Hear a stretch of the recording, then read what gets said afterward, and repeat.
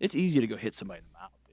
The hardest thing to do is to sit down in front of another person and say, I'm hurting, I'm scared to death. Hey, when I was a child, this happened to me.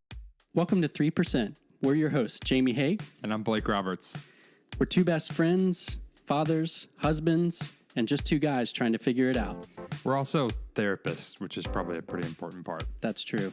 And we believe that at our best, people are 97% honest with themselves and others. And it's that hidden 3% of emotions, needs, desires, and behaviors that we keep to ourselves that keep us bound to shame and loneliness, from which many of our issues stem. Each week on this podcast, we'll interview leaders in the fields of psychology, theology, arts, and athletics to explore holistic masculinity. We're not here to tell you the man you need to be, but we are here to help you explore what gets in the way of being the man you want to be. We're going to help you develop courage and give you the tools to share your 3% in the relationships that matter most so you can more deeply connect with yourself, God, and others. So, pull up a chair. Let's get into it. So let's be honest, let's be honest, let's be honest, let's be honest. All right, well, welcome back, everybody, to another episode of the 3% podcast. Today, we are joined by Dr. John Delony. John is a best-selling author, a mental health expert, and a co-host of The Ramsey Show. With years of experience in crisis response, education, and counseling, he brings both deep knowledge and compassionate, down-to-earth voice to struggles we all face. I think the down-to-earth part is the part that Blake and I resonate with the most. From anxiety to relationships to the chaos of everyday life, if you've listened to John on his show, you know that he deals with crisis pretty well. He pretty much takes crisis calls all the time and just helps people sit in it and walk through it. He's passionate about helping people live with honesty, courage, and connection, the things that we aspire to here on the 3% show. And we are very excited to talk with him and learn from him today. So, Dr. John, welcome to the podcast. Thanks for inviting me, man. Yeah, we're really glad you're here. For everybody listening, when we hopped on, it was pretty apparent immediately that John's into punk rock. He's wearing a punk rock t-shirt. He's got the tattoos rolling. You can't see mine right now, so I feel less punk rock at the moment. I feel a little too buttoned up at the moment. But banker vibe going, dude. Yeah, I got the banker vibe going.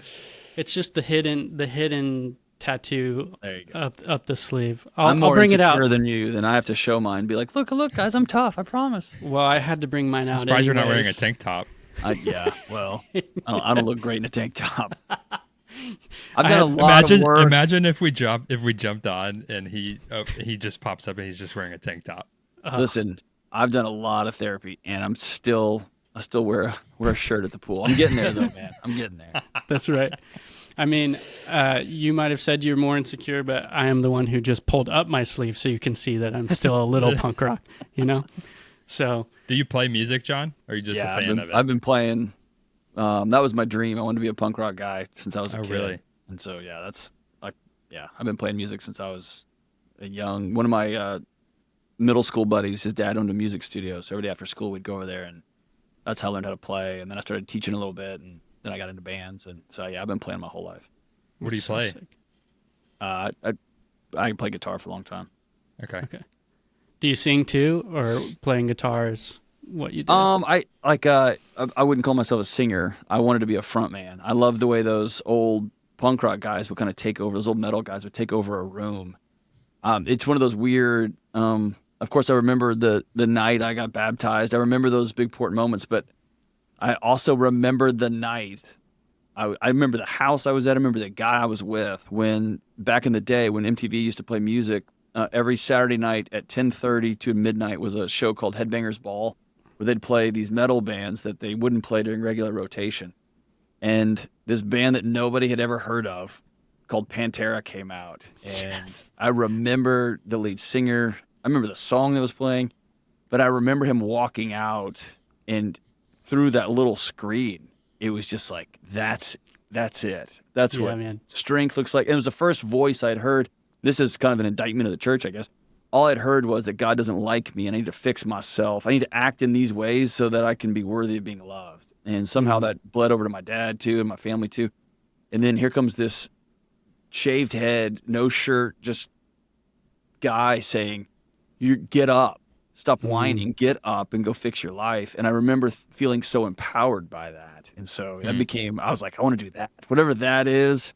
And I never thought I would be well, my 15-year-old says just a stupid YouTuber. I never thought that would be the way, but that was it, right? It's funny because as you say that, I'm not going to get into psychoanalyzing you right away, but like now you are essentially like the front guy in like it's showing me doing what you it do in a more honest way, right? And Yeah, even that lead that's singer nowadays would tell you like flexing all the time isn't the path to peace, and it's love and it's connection and it's laughter and joy. It's all those things, but man, when you're 16 or 15 and you're looking desperately to feel worthy of something, and some guy just comes out and goes, "Hey, get up," right? Yeah. And you're like, "Yeah," like so. Let's do this. Yeah. And then there's no. I grew up in Texas, so it was all line dancing, right, and hip hop dancing, and then to realize, there's another kind of dancing where they put 10,000 people on a floor and say, just go run into Get each other after for the it, next 2 yeah. hours. Like, I was like, man, I can do that. I didn't take any kind of coordination. I'm an old Church of Christ kid, man. I don't know how to move my hips, but I can run into you. It was awesome. Whoa, you went Church of Christ to Pantera. It's a short bridge, man. It's a short bridge. Come on. A very short bridge. Yeah. That's amazing. I moved here to do music in the first place, here being Nashville. I moved here to do music 13 years ago. And I'm not a heavy metal guy or punk rock guy. I'm more of like, I was the kid who grew up, Switchfoot's my favorite band. And then like in high school, I was like, wait, they make not Christian music? Yeah. And like, I got into like more of like Brand New and Manchester Orchestra and Bad Books, if you know those guys. I was just at Incubus a couple weeks ago with Manchester opened up for me. Yeah, I love those guys too. They were kind of my elevator music. They were like my relaxing music. But hey, here's the thing though. So my wife, she was my girlfriend at the time. I think it was one of our very first dates. She dragged me literally to this band. And it was, I knew there were a bunch of Christian guys. I knew they all only played acoustics. And it was this band called Caedmon's Call. And she's like, you're going to like these guys. Well, there was an opener. And this one dude waltzes out named Bebo Norman. And if you're in Nashville, you remember that name. He waltzed in all by himself with an acoustic. And he did, in my opinion, the exact thing that the singer of Pantera did. He took over a room in I remember sitting there going, okay, if I'm going to be a Christian, I can't walk around screaming about like, blankety blank blank everything. I can do what this guy's doing. He walked in and the whole room went, there was a laser beam into this one dude. And so I remember feeling that sense of that guy just captivated a room. What's he going to do with it? And it was, I remember that being really powerful too. Yeah, man. Bebo Norman. I haven't heard his name in a minute. OG, man. But I mean, he played a significant role in, it was an important voice for me back then. Yeah. That was Jars of Clay for me, was like that. Okay, yeah. My version of Bebo. But, so for our audience, John came to speak at my church here in Nashville in May or June, whenever Father's Day is. I should know as a dad, I guess. And I had listened to you before. I'd listened to your show before. As a therapist, I've always been interested in how you handle taking phone calls and helping people walk through it in kind of like the podcast show sphere. And always been impressed and kind of love like your edge that you have when you're doing it too. Because for those who don't know, when Jamie says he takes calls, these are like calls of stories that you hear and immediately you're like, I'm sorry, what? Yeah. Like what happened? Or like you're going through what? So like he's taking calls of like some pretty heavy, complex stuff. Yeah. And we'll even like crisis in your marriage, crisis personally, like it's all of these calls that you would take it to a friend and your friend would be speechless, and these people are having the courage to call John and really walk through it. But so as therapists, I think both of us have been super interested in you for a while, Appreciate it. and in awe. And then you came to my church, and I was like, oh wow, okay, hold on. I think John and I are maybe like, we speak a language, or you spoke a language from stage at my church that I've been desperate for somebody to speak for a long time. Not that my church doesn't speak the truth, but you brought to our church this call for people to get vulnerable and intentional and work on themselves for the purpose of being connected to others and themselves and God safely, that I just don't think had been addressed. And so for our audience, that's after that, I think it was probably the next day, I was like, well, and John laughed about this before the show, that this is a very like 12-step, I don't give a rip thing to do. To like, I just sent off a cold message on Instagram, which we have just a slight difference in followers on Instagram. and I just like ripped off a message the next day because I had texted Blake. And unlike what I think your brain made up I am like, when I told you I was in 12-step, John, I am still very fearful of putting myself out there. And so I texted Blake and I was like, dude, you won't believe how good this message was and how encouraged I feel coming out of it. And I hope one day we get big enough that we can have him on our podcast. And Blake was like, why the crap do you not just send a message? And I was like, yeah, I guess I could do that. And we did it. And so John is here, and I was really hoping maybe you could give, as much as you are willing, kind of the background of, man, I want to hear more of your personal background too, but I think we should focus on this because I feel like it's super important.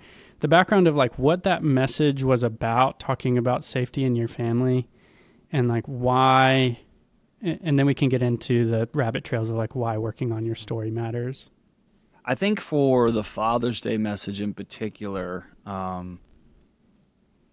I worked in universities for 20 years, and I worked in the evenings for several years with police officers doing death notifications. So I've been in that world, and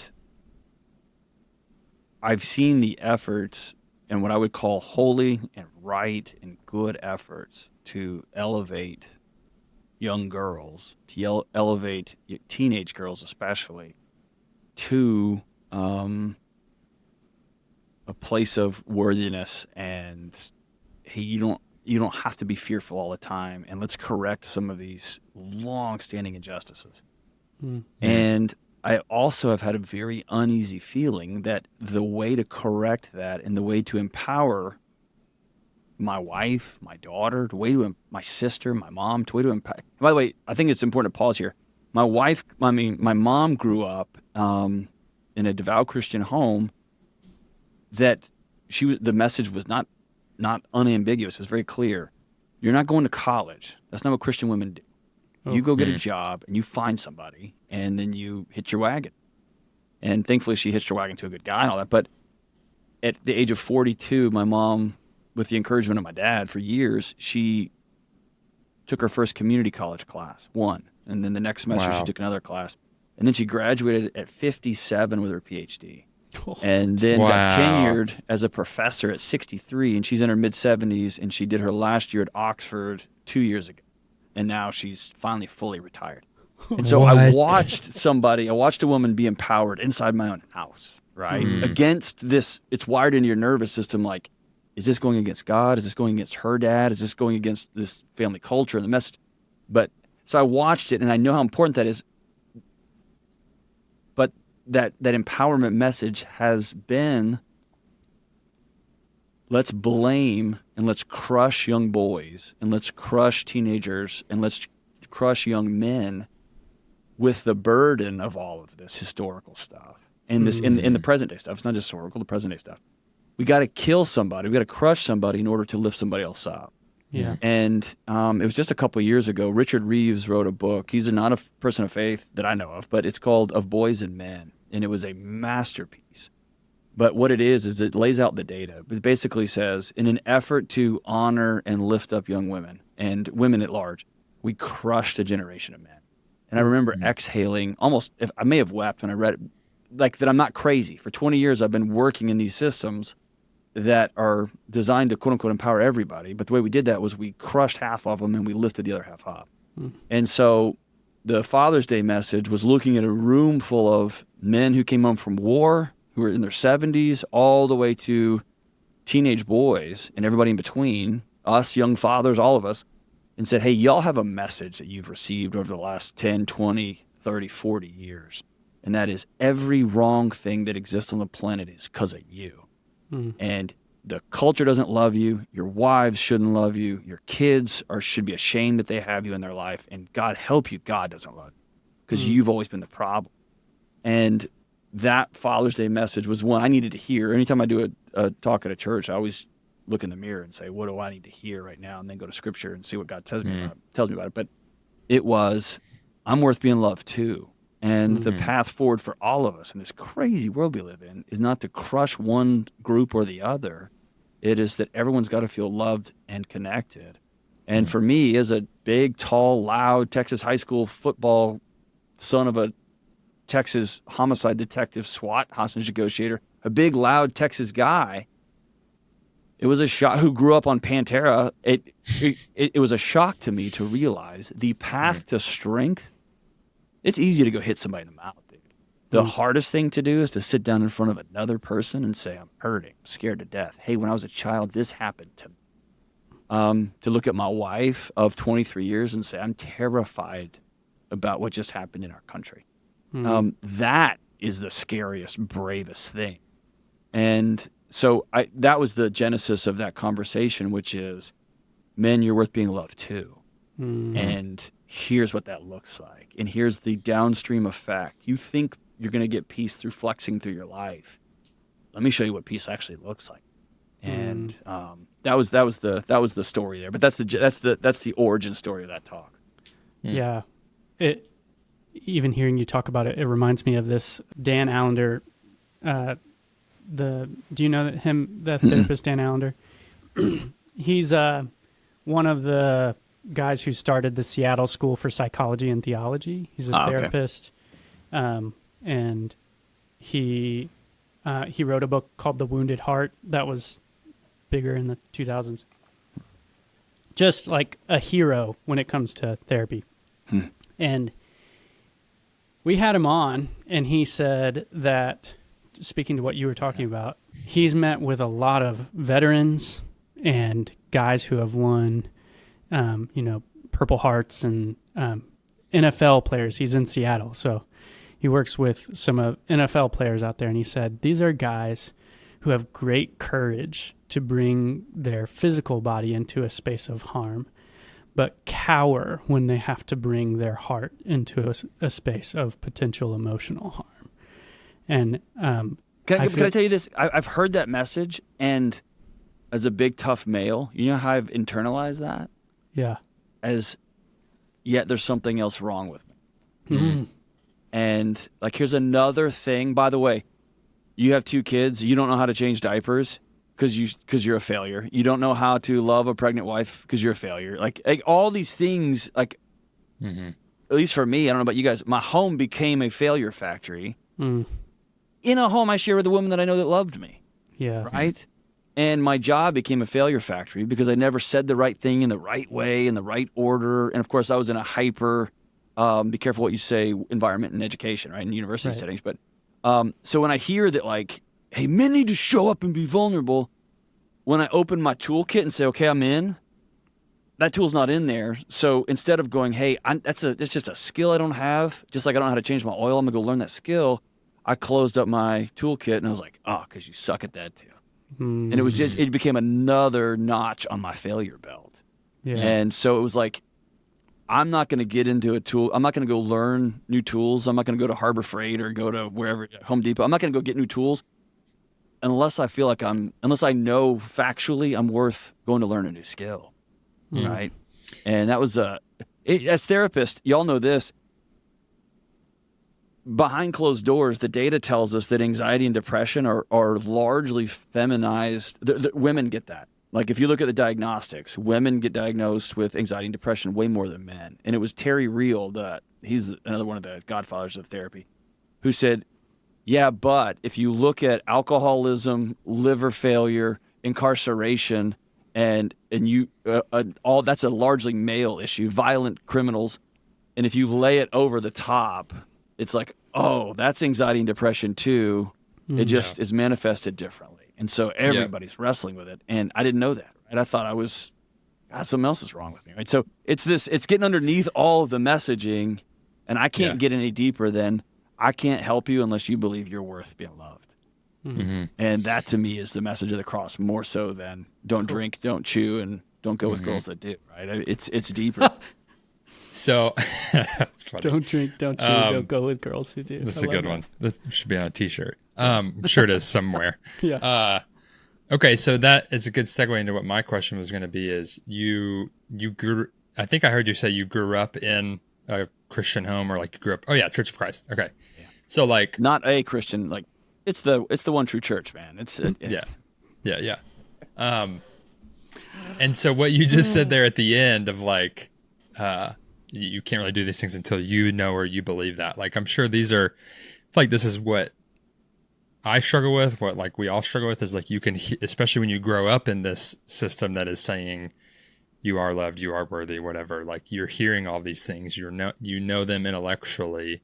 What, for you in your story, was, like, where that started to really change into more of this, like, core belief rather than just this thing that you know because people are saying it and you're trying to convince yourself that you are? Well, it was always a mixed message, right? It's like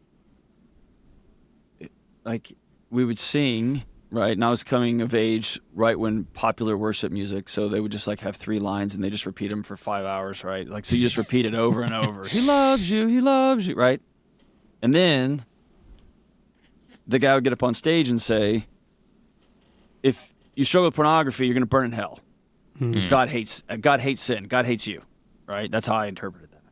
And so it felt, the faith journey as it was expressed in local churches felt very schizophrenic. It felt very, you're loved, you're safe, and if you don't do this exactly right, you're not worthy of being in God's presence or being with God's people.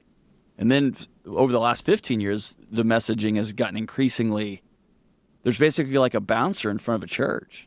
Like, we're checking IDs. Like, if you don't believe, it's not a hospital anymore, it's a country. Like, if you don't believe these 5 things, you're not welcome here. And I go back and look at Jesus. The most constant critique of Jesus was, who are you hanging out with? He's like, I'm not here. If you got it all figured out, I'm not here for you. I'm here for these hurting people. And y'all know this. Like, people don't know, like, alcohol works, man. It works. Yep. It's not, when I'm talking to somebody like, oh, this guy's struggling with sex addiction or struggling with pornography. Yo, that works. Yeah. It'll take everything from you, it'll kill you. But right now, it's the solution. It's not the problem. It is what's underneath. What is having you wake up every day and say, this is the best way I can get through today? Like, that gives me deep compassion. I want to hug that person and say, bro, come here, man. Come get some nachos and come to my house. That's right. Different than when you quit doing these 5 things, then you can come into our building and sing this song on repeat, right? And so for me, this is a wild diversion. The first time I had an aha moment, of all places, I was in West Texas. My wife is pregnant, and we had 4 years, I forget, of not being able to get pregnant, like not being able to have kids, right? She gets pregnant, and it wasn't a thing. It wasn't called a baby moon back then, but it was like, hey, let's go on one last trip before our lives change dramatically. So we came to Nashville. Another guy that played an outsized role in my faith was Andrew Peterson. And so he had this event here, and it was brand new. It was called Hutchmoot, and it was an writers retreat. So we flew into Nashville, and that particular was a tiny little church over there off Franklin Road, and they brought in Phil Vischer, who created VeggieTales. And he was telling the story. By the way, I think legally, Bob he's not allowed to make the voices of the characters anymore. That's how much of the company he doesn't own anymore. He lost it all of it. And he was telling the story of having one mission in life, and that was to get Jesus in the living rooms of every American child. That was that's what drove him every day. And he was reading in bed at night. I remember the story, and I've been to I can't even 10,000 speeches over the last few years. I speak for a living. I'm on stage. I hear all these speeches. I remember that one. And he said, I was in bed reading about the fruits of the Spirit, and I realized, I don't have those. Here I am dedicating my life, my blood, my sweat, my tears, my marriage, my critical thinking. Like these leaders of the company he was hiring were driving them crazy in debt to whatever. And he said, I sacrificed all of that in the name of this quote unquote Christian mission. And here I open it up, and it's like, here's how we'll know. Do you have joy? Are you kind? Do you forgive? Do you have patience? Because if you're looking at any other metric, how big's your church doesn't matter. How many followers you have doesn't matter. Like how much your kids like little, what are they doing on a little league field doesn't matter. How much sex are you having or not having doesn't matter. Are you kind? Is your default setting patience? Like, and he said, I don't have those. And so I'm listening to this in Nashville, and I flew back home to West Texas, where I was at a university there in Texas, and I started asking myself, like, how do I get that? How do I get joy? And I realized I don't have the tools for that. I don't have the skills for that. And so it was a long walk back to this big guy who was trying to flex his way through life to, the single greatest flex is when somebody bows up to you is to buy him a drink and say, man, have a great day. And then just head out. Right. And so that was the moment for me that I began to say, okay, I'm missing this boat completely. And how do I go get those skills? Yeah. And I imagine as on that journey, then you encounter, or I make up that you encountered people who maybe did have some of the tools you were lacking in, and they just showed you or like helped you how to get those and didn't shame you for not having them. Well, it's that old Brene Brown quote, what you go looking for, you're sure to find. And it was this general counsel who was a great father of 4 kids, and his wife adopted. I mean, they would always had foster kids, and he's like, hey, why don't you start working out with me in the mornings? I'm not getting up that early. But I started going because honestly, just me be honest, I thought it was going to be a good career move for me.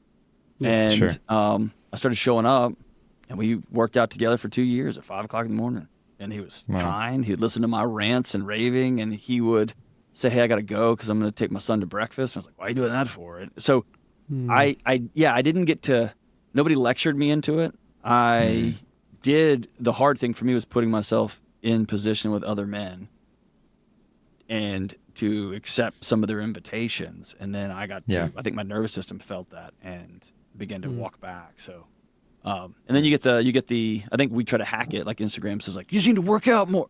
You do need to exercise. Yeah. But exercise with somebody who's 10 years older than you, who's wiser than you, who's got good kids that will like hold you accountable when you don't show up. Who, when you start complaining about your wife, he's like, I don't really want to hear that, man. Like, or every Monday he's going to say, hey, what's one thing you did for your wife last week? And there's many Sunday nights I did something nice so that I got to have an answer. But over 7 months, over 2 years, I just started doing nice things on Sunday nights, right? So I had to put myself in position with other men. I had to go see a counselor, I had to see a spiritual advisor, I had to do some of those things, but it was less the advice and more the relationship. Yeah. Yeah, it's experience that changes us, not explanation. Yeah. Would you be willing to tell, as much as you're comfortable, the story with your daughter and how you working on yourself changed your experience with her? Yeah. So I had one mission in life besides be a good husband and dad, and that was to not exist on the internet. My dad got into some forensic IT work. That was your mission? I wanted to not exist. In fact, one of the last times I got like in trouble with a boss at a university, one of my deans, she called me in and she was like, hey, you've been here 4 years and you're not on the website. And it looks like I don't have a dean of students. I look incompetent. You're either on the website by the end of this week or you're out of here. Like that was one of the last times I got in trouble, right? Okay, I just didn't want to exist. For those who don't know, John has over 1 million followers on Instagram, so I'm really curious. I to got see 2 million. How, Yeah, how we got a this lot. story Yeah. goes. Okay, So, sorry. Yeah. So it's extra ridiculous. And so then I leave the university, come join Ramsey's team, and join this big machine, right? And I'm talking so raw. I didn't know what. I was 6 months into filming things every week, and I was in a meeting, and I was like, whoa, what are all those little pictures of me? And they're like, oh, those are called thumbnails. And I was like, what? And then I said, what is that? And they're like, that's your YouTube channel. And I was like, what is that? I did not know what a YouTube channel was 5 years ago. That's honest to God. I did not know 5 what that years was. ago. I thought you went to YouTube to learn how to fix stuff broken at your house or your car and to watch old Rage Against the Machine concert footage. I did not know YouTube was had channels and influence. I didn't know any of that. I had zero gosh. social media 4.5 years ago. None. Zero. And so when they went to get my handles, they were like, oh, you really don't have any. I was like, no, I don't exist in there. And so fast forward, I start this show, and it takes off in a way that nobody was prepared for, right? And I'm an introvert, man, and now I'm going to every restaurant and so it was wild. And then I had this big dirty secret. Here I am, have this humongous platform, this big show about marriage and parenting and mental and emotional health and all this. And my 5 and 6-year-old daughter, she won't hug me. She won't be near me. She can't. And I'm a big guy. I could pick her up and make you hug your dad. I could do all that kind of stuff. But she couldn't. It was electric. I could see it on her. She would get real rigid. And, of course, I, like a well-meaning mental health expert, I thought something's wrong with her, right? She must be the pathology here.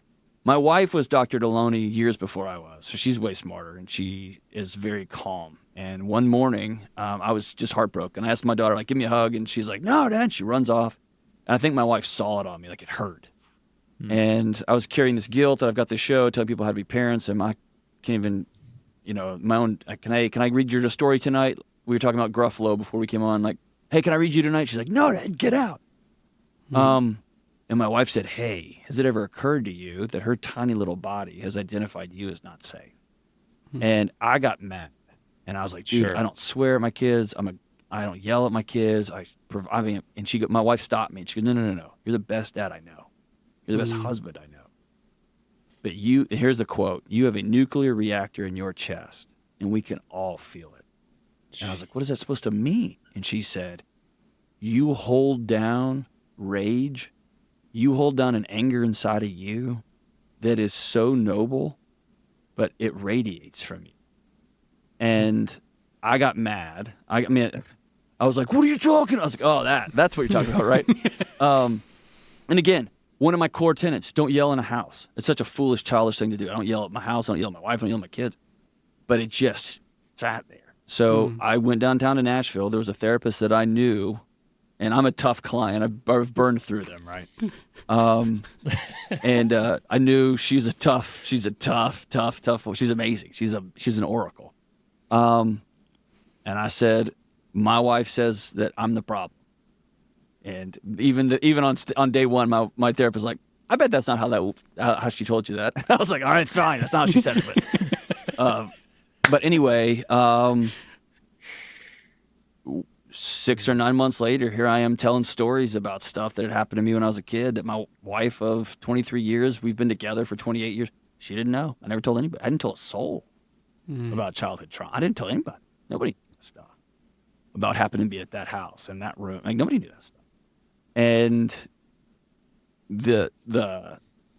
I remember specifically, I think it was 9 months to a year later. It was hard work, man. I dreaded going. I didn't want to go talk about this stuff. I won't cry in front of other people. And it was brutal.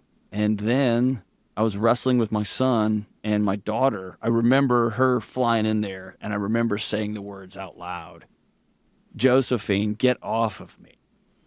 And it was one of those whoa, no, don't get off, right? It was a sentence I had never said before. And even last night, she came in and bombed me while I was telling my son goodnight. She comes and jumps all over me and wants me to and now here I am 2.5 or 3 years later, and I'm a human jungle gym. I'm a walking carrier of that girl. And what I thought was wrong with her, I thought she had anxiety. I thought she had these things. it was me. It was in my chest. And it had never occurred to me that those old childhood stories were still lingering. And B, it had never occurred to me that I couldn't intellectualize I got 2 PhDs, man. I can't think my way. I can't write my way. I can't earn my way. I make more money than my dad ever did as a policeman. Like, I can't do any of those things. I got to go sit with somebody, and grief demands a witness. And I got to go sit down and have this and work through it, man. And I tell you, I'm a free man.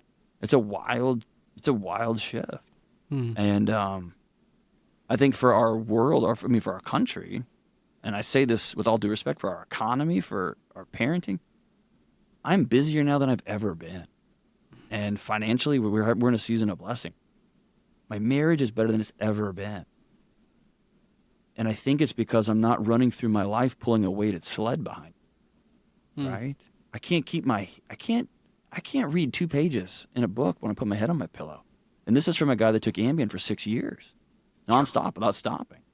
I can't stay awake. When I hit the pill, I fall asleep. So it's this, like, I had to come to the conclusion. At the beginning, I didn't believe I was worth it, but I believed my daughter was. I believed my wife was. And that was enough to get me in the door. And now I fully believe that I'm loved and I'm worth being loved, and I'm also worth taking care of myself so that I can go do the next hard thing. And you found that worthiness through the grieving of your, oh man, it's choking me up. Through grieving those experiences and giving witness to them, and saying them in front of another person. Yeah. Watching somebody else weep for me. Yeah. And I am a strong believer that trauma gets held in your body, and we don't have to get nerdy about that, but going through some pretty gnarly body work, and it's like, what does that mean? Like, you can just Google it. Don't Google that. You don't know what's going to come up if you Google body work.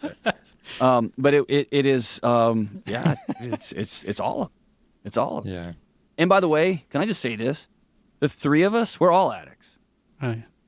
And if you drink too much, they'll send you to rehab. And if you sleep around too much, they'll divorce you. And for me, if you work 120 hours a week, they're going to give you a whole bunch of money and pat you on the back and give you a plaque. We're all addicts. Mm-hmm. And I had to deal with, they took away my numbing devices. And so I had to figure out, okay, who am I going to be in it? Yeah. Yeah. And for me, so our addiction, the one that we were in 12-step for, was sex addiction. Both of us had pornography addictions. And like, even, it is like an internal nuclear reactor when you stop using the one and suddenly you're needing another. You go from, I really decreased my use of pornography. Now suddenly, like, I feel all this energy to just be at work, doing more projects, getting more things done. Or I stop using this pornography, and then all of a sudden I just really am super into bourbon, but like, it's healthy for sure. Right. Or I download FanDuel. Or, like, for some of your listeners, I go all in pathologically to being oversaved Super Jesus 9.0. Oh, for sure. And I become addicted to the affirmation I get, not from the piece of being loved by the creator of the universe, but by the gold stars I get, And so it's just running from addiction to addiction to addiction. Yeah. And the underlying thing is, like, at some point, the message of Jesus is, I love you in the skin you're in. Yeah. And it's hard to hear. Mm-hmm. Man. Yeah. And even as, like, I've been in recovery a little less time than Blake, but I've been in for 8 years. Done a lot cool of backhanded compliment. Like, I'm not as bad as he's been. Yeah, that's right. Yeah. I didn't have as low of a bottom. I take it as it took me longer to admit my powerlessness than Blake. Okay, so I take it as a compliment. Which is actually very true. Gotcha. You're still hiding behind a mustache, though. So there is that. Yeah, of course. That's right. And went to therapy for a long time, and then, it's 8 years later, I'm in 2025, I'm hearing you give that message at my church, and I'm recognizing as a dad of young kids that often my son's fear of disappointing me is more about my countenance towards him when he has very normal human mistakes, and my countenance towards myself about how I make mistakes that's coming out on him, than it is about my son being a mistake-ridden young child. And so, just I guess, as like, can I give you some grace there? yeah, I do think that narrative is correct, what you just said. Like, man, I put that on them, but I also think the three of us, all dads listen to this, all moms listen to this. I call it the industrial guilt complex for women and the industrial failure complex for men. But ooh, that's good. the story we've got is that our kids are our report card of how well we're doing. We have no more community left. It's gone. It's gone. Like these institutions that held our cultures together. Like we all worship together. We believe in some sort of the same story. That's gone. We used to think that our doctors were like kind of crazy, but they're looking out for us. We thought the government, there's conspiracy, but they're trying to help us out. We don't believe any of that anymore. And even if it's still true, we don't believe it anymore. The only thing we have left to say, are we doing a good job, is honestly, how much sex are we having or not having? That's become the marriage metric for men. And for how well is my kid singing and dancing for me, whether it's on a ball field, whether it's in a report card, whether it's are you 3-year-old performing at this restaurant in a way that's going to make me look? And it's embarrassing when we say it out loud like that. Like a 3-year-old's going to be a 3-year-old, man. And you know what they do? They just freak out sometimes. You're the greatest parent in the world. And it's this cultural, it's the air we breathe. It's the story we've been told that's your performance metric. And so I want to give myself some grace whenever my 15-year-old acts like a 15-year-old. You know what he knows? Everything that's ever existed in all of human existence. He's the smartest person ever. I was in a restaurant the other morning with him, and he was lecturing me on creatine, and I said, "Hey, you're wrong. You're wrong on that." And he goes, "No, Dad, you don't." And I literally stopped, and I go, "Hold on." And I called Lane Norton. If you don't know who that is, Dr. Norton is one of the world-renowned experts. He's a multi-time world champion lifter. He is the guy. And I called him and said, "Hey, I'm here at a restaurant arguing with my 14-year-old about creatine. Can you tell me how many grams?" And he goes, "I'm just going to stop you right there, Delony." And I go, "What?" And he goes, "You're arguing with a 14-year-old. Stop." And I was like, "All right, I'll call you back." I mean, it's like, I was just so carried away. He's like, "What are you doing, man?" And like, but it's this compassion, like, oh, dude, every time we find ourselves in an unhelpful pattern, I want to go to the mirror and say, what am I contributing to this, obviously? What am I bringing to this? And also I want to give myself some grace that I learned that somewhere, right? And so I can unlearn it too. I can learn something new, which is awesome. Yeah. Yeah. And I just mean it as a point of gratitude too, of like, there were parts of my story I thought were dealt with. I don't know why I thought they were all the way, like they'll be gone. But there were parts of my story I thought were dealt with that were coming out sideways on my son in ways he didn't deserve. And then the way that you invited it through how you shared vulnerably allowed me, I don't even feel like I was like beating myself up. It was just like, yeah, he's 3. And like, my son kind of speaks pretty clearly and well. And so it sometimes makes me forget that he's 3. Yeah, Now he's 4.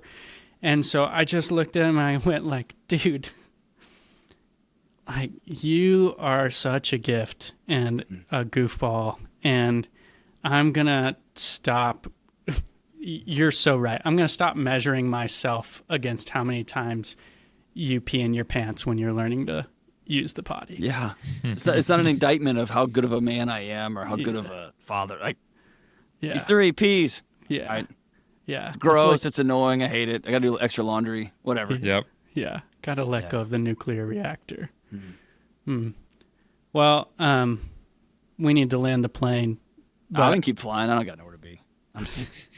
I have a question because it like felt like a gentle but intense punch in the face when you were talking when you were telling the story about your wife's comment about the nuclear reactor in your chest that they can that you work so hard to push down, but that they can all feel. for a lot of reasons, I really resonated with that. And I don't know what question I have specifically, other than like, I just want to know more about that for you, of like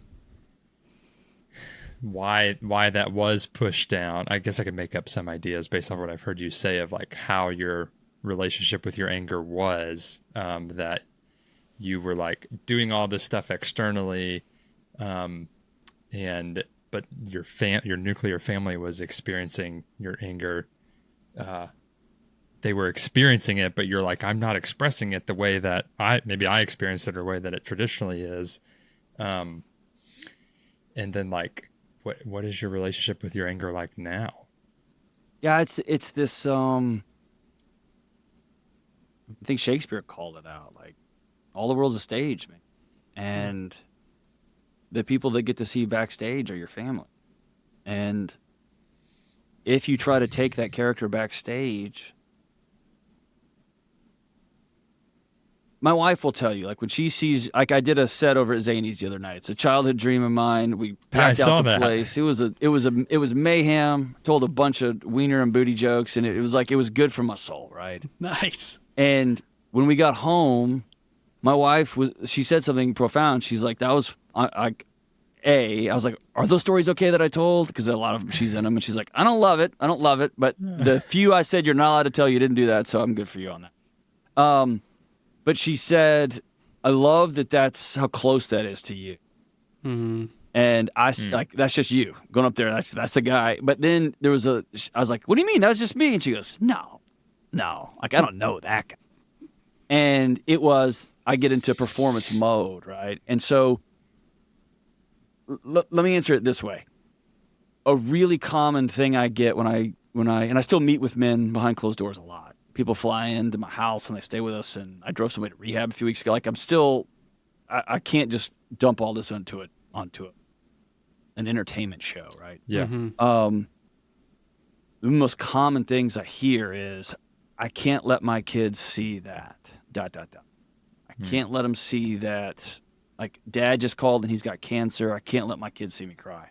I just found out mom is having an emotional affair with the guy she works at, or my wife. I got to hide that from my kids. And what I always tell those guys is, no, your kids will feel it. Mm-hmm. If you don't say it out loud, hey, grandpa's got cancer and I'm really sad. If they don't see that, they're going to feel it and they're going to blame themselves. And they're going to go to try to solve it, because a child is wired to make sure they stay attached to their parents at all costs. Because it'll kill them if they're unattached to an adult figure. So the kid's going to be like, oh, every time I go around dad, he's electric. My son learned, he's a big, tall guy. He learned I can get real close to dad and do whatever he says. Mm-hmm. And then my dad exhales. My daughter learned I got to stay away from that thing Mm-hmm. it's scary.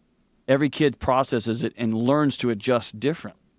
Yeah. And so, like, the way I dealt with my anger, my frustration, I like the old proverb. I sat down with I avoided my anger and I fought my anger and I went to war with my anger, and I finally sat down and confronted my anger, and she dropped her mask and revealed herself as grief.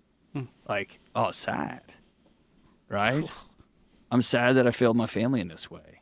I'm sad that there was a little little Jesus school full of kids in church in chapel the other day. They got shot. I'm a guy who shows up behind closed doors at those type of situations, and I don't ever post about it or whatever. I'm tired of hugging mothers who just lost a kid. Mm-hmm. I'm tired of hugging, you know what I mean? So it's like, I don't have to tell the gross details, but I tell my son saw me cry the other night after Charlie Kirk died. And I didn't know Charlie. I didn't even live in that ecosystem. I don't know anything about the media stuff. But it was this sense of, this is the world we're in. Mm-hmm. And I saw the hate coming from everywhere, and it just overwhelmed me. And so as a 15-year-old, he got to see his old man cry. And his old man that's a big famous guy, his old man that cuts it up in a mosh pit, his old man that did MMA for years, his old man that's all tattooed up, he got to see, hey, my old man grieves, man. And that is the single greatest gift I can give a growing young boy, which is all of the feelings, right? And if I try to flex through it, then what I'm going to do is I'm going to get angry. I'm going to tell him to shut up when I'm talking or be quiet. And it comes out that way. And so my relationship with my grief now is a deep and profound, I honor. When my body gets angry, I exhale best I can and ask, what isn't as it should be? And if I'm honest with that question, my body can usually say, people are supposed to be able to have their opinions and they're not supposed to get killed over it. Little kids are allowed to go to mass in their Christian schools. They're not supposed to die that day, right? Moms are not supposed to run up to their kids' school and see if their kids, like all those things that are happening in our world all around us right now.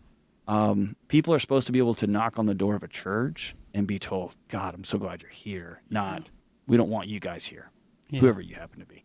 And so the gift is my son gets to see me as a whole person. My daughter gets to experience me as a whole human being. And that's what healing looks like. Yeah. And by the way, I can't think of a more masculine thing to do. Yeah. I just can't. I can't. So well said, John. Yeah. Yeah. I think my son's going to see me cry a lot. That's good. Can I tell you this? You guys two guys are therapists. Y'all might be way down the road. It was about 3 years ago that I got introduced to a whole new world, and it's really taken me by storm. All of us who go to grad school are taught CBT. We're all taught even the trauma-focused stuff. We're taught all these modalities. But ACT has been a profound, this idea that the pornography demon's never going to go away. They'll always have a seat at that table. Or this idea that I need an off-ramp from whatever I'm feeling right now, or my frustration, or my anger. That voice is not going to leave the table. And I think I bought the CBT lie that I could challenge these things and eventually overcome them intellectually. And I just know there's always going to be a version of me at the table being like, you're kind of a loser, man. Remember that one time? Mm-hmm. And if I fight that voice all the time, I give audience to that voice. If I just know, it's kind of like that annoying friend we all have. It's like, well, shut up. Like, if the U.S. dollar implodes, we're going to be shooting our neighbors for water. We'll cross that when we get there, right? Yeah. Like I'll cross that bridge later. Like, we all have that friend, and we just blow them off. If I can hear that voice of, if you don't want to work today, dude, they're going to be, and you're right. I'm going to go out do the next right thing and stop giving you such an audience. That was a great perspective shift for me. Those voices are going to be there. The old demons are going to be there. They just don't get to run the meeting anymore. Mm-hmm. Yeah. Mm-hmm. I think it's an ACT video. If somebody wants to get a taste of it, it's on YouTube. I think it's called The Unwelcome Party Guest. Awesome. I love that. And it basically describes like that whole idea of like this dude's making a ruckus at a party, and you can make your whole focus the guy who's making the ruckus at your party, or you can let a guy make a ruckus at your party and you can enjoy the rest of your party guests who are also there. That's well said, dude. That's awesome. My clinical supervisor showed that to me. Not because I had any personal issues going on. No, it's clients only. Clients only. Yeah, that's right. clients. That's right. Yeah.